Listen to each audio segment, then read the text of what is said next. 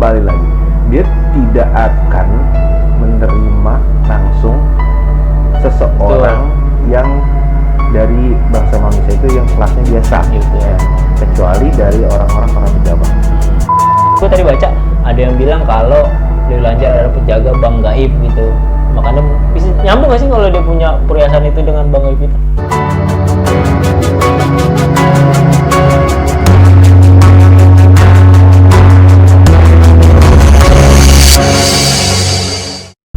Kita memohon, meminta buat kekayaan, nah, gitu. Lawang dia ratu, kok dikasih sesajen kembang lah, telur lah, gitu. Emang gue apaan? Gitu, katanya. Nah, datanglah utusan si Dewi Lanjar, gitu, yang menyerupai Dewi Lanjar, gitu. Nah, jadi apapun yang permintaan sini akan dikabulkan dengan satu syarat, dengan ikatan perjanjian.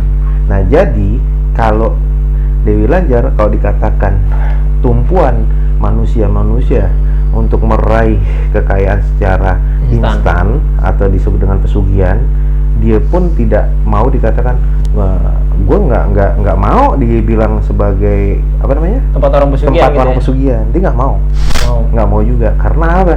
Dia nggak nyuruh kok orang datang. Dan orang datang itu istilahnya atas kemauannya sendiri, gitu. Tapi kan istilahnya dia datang, dia minta, masa gue nggak kasih? Nah setelah dia datang, dia minta, gue kasih, dan gue minta dong persyaratan, gitu. Biasanya ya. Seperti biasanya, gitu. Transaksi kan ya? Transaksi. Kalau kita jual sesuatu, jual tanah ada akadnya ya. Nah, kontraknya tekan kontrak, dia begitu sama. Nah, itu yang pertama. Yang kedua, Dewi Lanjar itu akan datang ke bangsa manusia, yang memiliki kebatinan tinggi.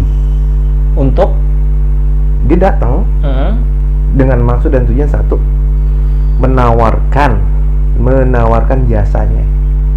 Nah, yang kedua, dia ingin mencari kenyamanan dan keademan, adem, ayem, tentrem. Tuh, begitu. Masih nyari seperti itu juga? Masih. Kan di bangsa jin. Jadi kalau bangsa jin kalau seperti itu, dia akan mengikuti, mencari orang yang bisa istilahnya menjadi keademan, keanyaman dia, gitu. Dan selama ini orang-orang yang datang itu malah istilahnya membuat dan membuat masalah kepada dia, tuh, gitu. Memang dia bangsa jin. Tapi kan dalam terlepas dari istilahnya dia bangsa jin, dia juga makhluk Tuhan yang butuh istilahnya keamanan, kenyamanan, naungan, ya, gitu. Jadi begitu. Jadi nggak semuanya istilahnya dikatakan bener nggak yang tadi dibilang sebagai tujuan orang pesugihan. Sebetulnya enggak. Kalau menurut dia, saya ini bukannya tempat tujuan orang-orang meminta ke saya sebenarnya, tapi karena orang-orang itulah yang dari mulut ke mulut datang ke saya, gitu. Tapi diterima juga, nggak ditolak gitu ya? Nggak ditolak. Karena istilahnya orang datang menamu, ya kan, dengan maksud dan tujuan apa, nanti ajudan saya mengajukan istilahnya permohonan dan permintaan dia, ya terlepas dari istilahnya saya setujui atau tidak saya setujui, itu aja sih dia. Jadi kembali lagi ke bangsa manusianya sih, kembali lagi ke bangsa manusia. Mau rata-rata manusia itu pengennya instan, cepat. Lupa kalau sebenarnya hakikatnya manusia adalah mintanya kepada Allah Subhanahu wa Ta'ala, gitu. Kalau misalnya ingin bertemu dengan Dewi Lanjar itu kategorinya misalnya seorang pejabat. Seorang pejabat yang ingin kesuksesan dalam jabatannya, itu langsung nanti bisa bertemu dengan dia, tapi sesaat, nggak intens. Saya bilang sesaat, tidak intens. Jadi pada saat teken kontrak akan bertemu dengan dia. Selepas teken kontrak nanti akan selalu wakilnya terus. Oh, jadi gue nangkepin dulu, kalau kelasan Dewi Lanjar itu biasanya pejabat-pejabat yang pengen naik jabatan gitu ya. Misalnya dia mau memangku jabatan menjadi istilahnya patih selama 20 tahun ya bertemu dengan langsung dengan Tahta lah ya, tahta. arahnya ke arah tahta. Gitu. Karena Dewi Lanjar itu tahta sih ya, dari segi pakaiannya aja dia kemas-masan. Emas tuh melambangkan apa ya, keduniawian. Ya, jadi duniawi gitu. Jadi kalau kita mau misalnya manusia-manusia yang nggak ada punya imannya ya kebanyakan istilahnya keduniawian itu larinya ke Dewi Lanjar itu. Jadi berarti gimana dulu ya kalau dia bilang gue nggak nyuruh kok, tapi orang datang tetap diterima, nggak boleh juga sebenarnya kalau gitu ya. Maksud gue dia nggak menolak juga gitu kan. Mungkin ada tuh sosok ratu yang gue tuh nggak terima pesugihan dari lu. Kalau ada pesugihan tuh orang jin lain dompleng nama gue, kalau dia bener dia berarti dulu ya, tapi nyuruh ajudannya gitu ya.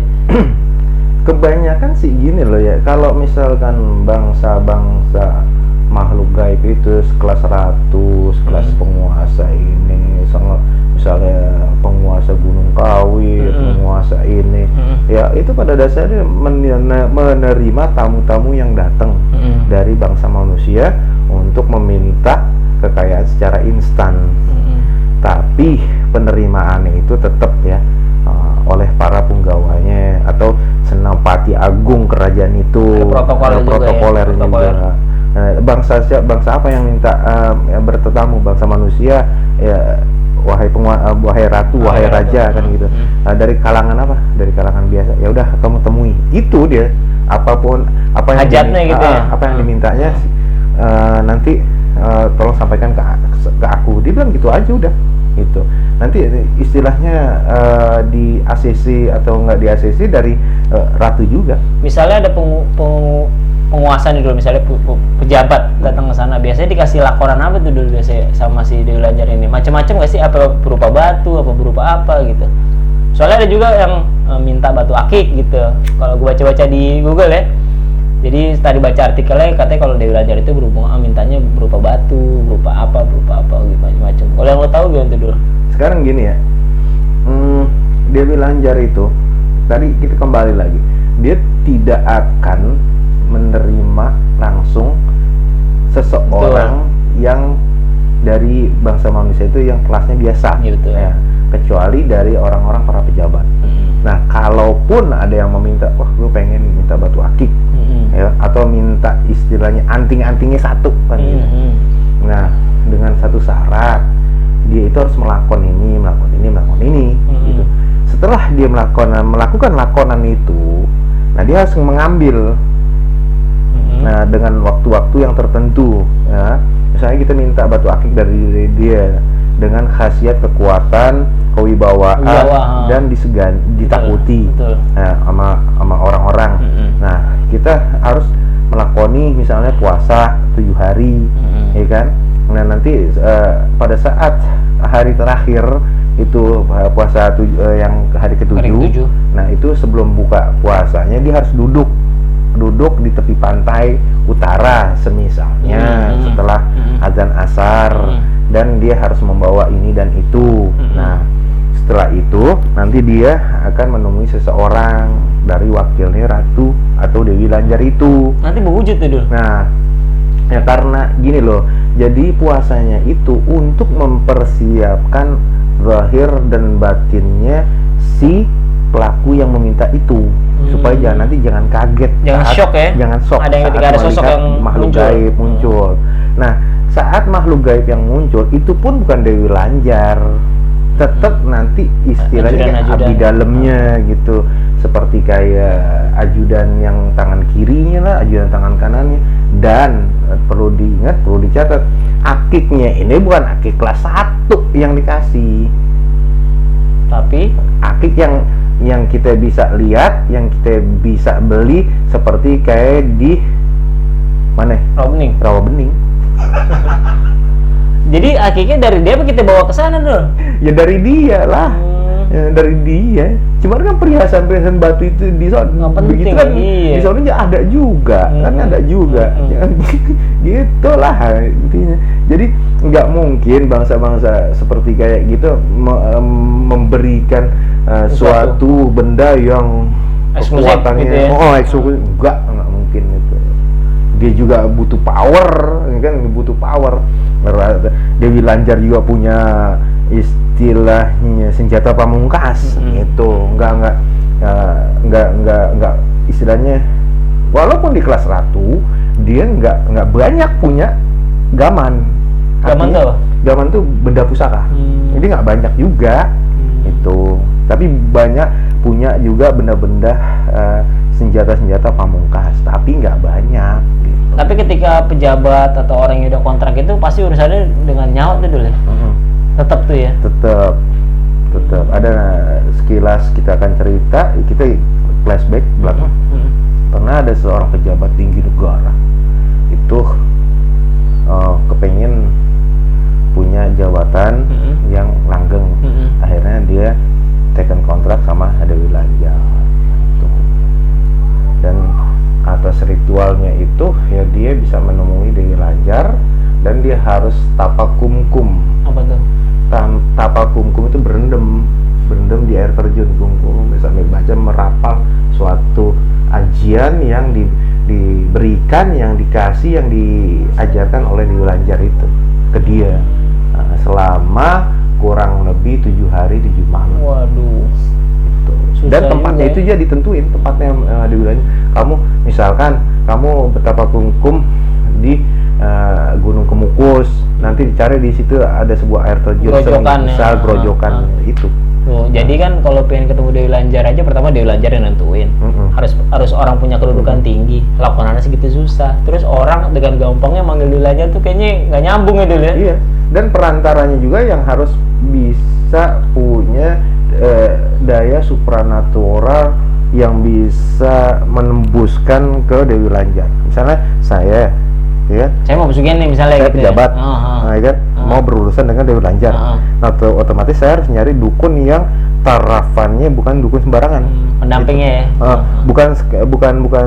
Maaf ya, bukan kuncen-kuncen biasa, bukan. Itu. Jadi misalnya kayak Pandi nih, ya. Nah, orang yang linuh banget dalam supranatural, ya. Tapi istilahnya tidak pernah berhubungan dengan makhluk-makhluk itu. Tapi bisa berhubungan dengan itu. Itulah pejabat nyari yang gitu. Jadi nanti yang berhubungan ke Dewi Lanjar gitu. Sampai lakonan yang tadi tuh baru bisa ketemu langsung tuh ya. Gitu. Kalau pengalaman lo ketika ketemu Dewi Lanjar tuh dia sosok yang bagaimana sih? Dia bijaksana, apa seperti perempuan yang punya yang banyak bicara gitu, suka ngobrol gitu. Seperti perempuan, emang perempuan. Iya, maksudnya seperti perempuan di dunia kita gitu, Dul. Temen ngobrol gitu. Kalau seorang ratu di dunia sana gimana sih? Misalkan Dapi ngeliat Dewi Lanjar udah ngecas aja kan. Itu ya. Dan itu harus cadangan kita yang kemarin, jangan lupa. Pokoknya begitu aja. Kalau Dapi bisa ngeliat Dewi Lanjar udah ngecas aja kan. Luar biasa. Ditambah lagi dengan pakaiannya dia, perhiasannya dia, ya kan. Tongkatnya itu kayak tongkatnya gurunya Sun Gokong, tau nggak? Iya. Ada kerincing-kerincingan gitu. Yang warna emas itu ya. Warna emas. Emang emas itu dia. Tongkatnya dia tuh emas. Dia nggak mau apa kalau pakaiannya nggak pakai emas. Sutra emas. Soalnya ada juga dulu yang Bang Gaib itu dijaga oleh Dewi Lanjar. Itu mungkin salah juga. Bener apa salah itu dulu? Ada juga tuh banyak kan artikel di Wikipedia tuh luas kan, maksudnya banyak orang punya pendapat masing-masing tuh kan. Jadi ada yang bilang, makanya gue tadi baca ada yang bilang kalau Dewi Lanjar adalah penjaga Bang Gaib gitu. Makanya bisa nyambung gak sih kalau dia punya perhiasan itu dengan Bang Gaib itu? Sekarang gini ya. Masa iya seorang di dunia kita pakai logika aja, di dunia kita presiden jagain bank. Nggak nyambung. Nah, di kelas presiden loh Dewi Lanjar, masa jagain bank? Iya, nggak nyambung. Nah, di situ satu nggak nyambung. Keduanya, kalaupun ada bank gaib di alam gaib, ya, nah itu urusannya beda. Kalau dikatakan harta karun Dewi Lanjar, nah itu harta Dewi Lanjar. Seumpama Dewi Lanjar punya perhiasan, misalnya 2 peti, itu perhiasan khususnya Dewi Lanjar. Mulai dari anting, kalung, gelang, itu punyanya dia. Bukan harta karun istilahnya yang bisa kita minta dan kita bisa angkat, kita bisa nongolin, kita bisa wujudin, kita bisa pegang. Enggak bakalan dikasih. Nggak bakal ya. Karena perhiasan dia. Iya. Yang sewaktu-waktu dia pakai buat istilahnya menjumpai seseorang gitu. Aktivitas dia lah ya. Aktivitas dia itu. Jadi kalau dikatakan satu harta karun di pantai utara ada harta karunnya Dewi Lanjar. Ya harta karunnya itu maksudnya perhiasannya Dewi Lanjar gitu. Dan kalau dibilang bang gaib, ya ada bang gaib lain lagi, itu jurusannya beda. Bukan urusannya Dewi Lanjar itu kayak gitu. Kalau lu punya pengalaman gini nggak Dul? Maksudnya Dewi Lanjar itu pernah berpesan sesuatu nggak sih sama lu tentang manusia gitu, tentang kaum gitu yang suka minta ke dia atau gimana? Dia punya pesan tersendiri nggak sih? Ya itu yang tadi kita udah bilang, pada dasarnya dia itu tidak istilahnya mengiming-imingi dan tidak memerintahkan dan menganjurkan orang itu untuk datang ke dia. Dan nggak berharap itu ya? Dan tidak berharap. Karena pada dasarnya kesalahpahaman orang pada zaman awalnya gitu. Mungkin ya, kemungkinan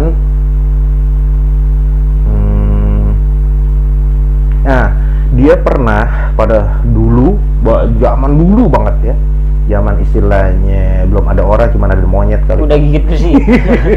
Nah, itu orang masih dikit, ya kan, nelayan juga masih dikit gitu. Nah, dia pernah keluar dari kerajaannya. Jadi sosok manusia? Jadi sosok manusia. Dan memberikan sesuatu ke orang gitu. Nah, asal muasalnya dari situ. Asal muasal. Tapi orang itu salah tanggap. Orang itu. Ya kan? Ya maklum ya, namanya orang istilahnya orang awam, ya kan? Bercerita lah gini-gini bahwasanya dia ditemuin sama sosok wanita cantik, tapi pakaiannya kebaya loh ya, nggak pakai pakaian kebesaran. Dia pakai pakaian kebaya. Mengikuti zaman itu lah ya. Iya, diberi uang ini gitu. Itu aja. Dan disitulah dari awal mula dari mulut ke mulut gitu. Nah, jadi kita kembali lagi ke slogan kita namanya anti tipu daya bangsa jin. Nah, jadi walaupun dan bagaimanapun ini kesalahan awalnya dari Dewi Lanjar begitu. Kesalahan dari dia. Kenapa saya berani katakan kesalahan? Ya emang dia salah. Karena dia bangsa jin ya, tetap aja dia salah gitu. Nah, yang ingin memiliki pengikut pasukan yang untuk merawat dan menjaga kerajaannya dia, supaya kerajaannya dia bersih, supaya kerajaannya dia kelihatannya enak. Juga terkenal itu deh. Jadi dikenal sama orang Dewi Lanjar. Katanya Dewi Lanjar begini, enggak. Sebenarnya yang namanya bangsa jin mana ada sih istilahnya yang baik. Yang pada intinya itu tetap di situ ya. Tetap di situ. Nggak ada bangsa jin yang berniat atau itu biar kita taat kepada agama kita ya, nggak ada. Jadi segitu aja kali dulu ya masalah kita tentang Dewi Lanjar ya. Juga pada penonton kita di acara sosok ini, kembali lagi pesugihan itu dilarang dan tidak bermanfaat. Suatu saat kalaupun Anda menginginkan jabatan yang tinggi, suatu saat juga jabatan itu akan lengser dulu ya. Jadi nggak usah terlalu ngoyo dalam dunia itu ya.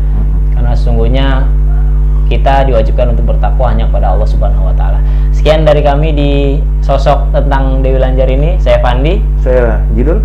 Jangan lupa like, share dan subscribe di channel kami supaya kita tetap berkembang dan rajin bikin video-video baru. Assalamualaikum warahmatullahi wabarakatuh. Waalaikumsalam warahmatullahi wabarakatuh.